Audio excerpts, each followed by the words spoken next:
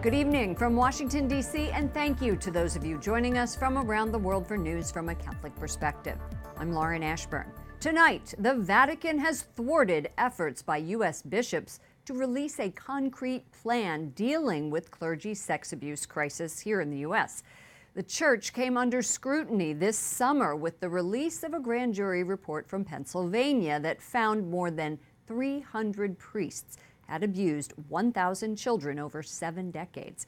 In July, Theodore McCarrick resigned from the College of Cardinals following allegations of misconduct. Bishops had promised a vote on sex abuse reform at this week's annual meeting, but now they must wait until a Vatican-called meeting in February. And we are awaiting the release of the letter from the Vatican to the bishops. We have team coverage from Baltimore.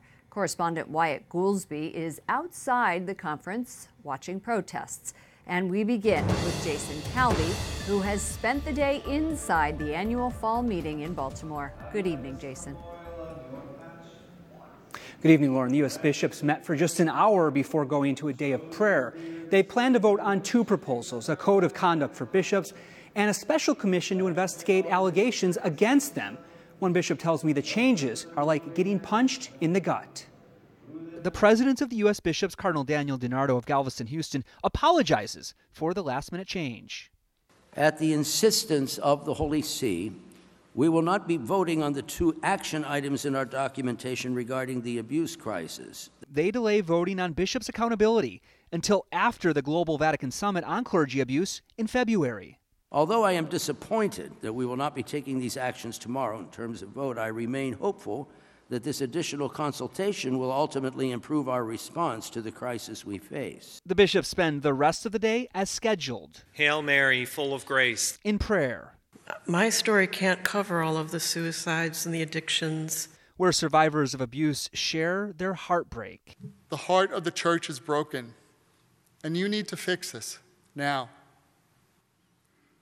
The betrayal by my abuser is compounded by an ongoing betrayal realized by the church every time it treats its victims as liabilities, every time they are called money grubbers and treated as dishonest adversaries. I pressed the Bishop of Burlington, Vermont about Catholics who are disappointed. I can understand how they're frustrated because those of us who were in the room this morning at 9 o'clock when it was first announced were just as frustrated as Cardinal DiNardo was, mainly in a lot of ways because of the last-minute announcement of it, but also because we're ready to act, we're ready to do what we need to do, and as soon as we can, we're going to do everything that we can. He tells me bishops will still act in their own diocese. This is the first day of this national gathering of bishops. This crisis erupted this summer with allegations against former Cardinal Theodore McCarrick. Lauren? If the bishops aren't voting on these accountability measures now, when will they vote? After the conference in February? Yeah, so there'll be a international gathering at the Vatican on sex abuse in February, so it'll be sometime after that. Chicago's Cardinal Blaise Cupich suggests sometime in March. Correspondent Jason Calvi in Baltimore. Thank you, Jason.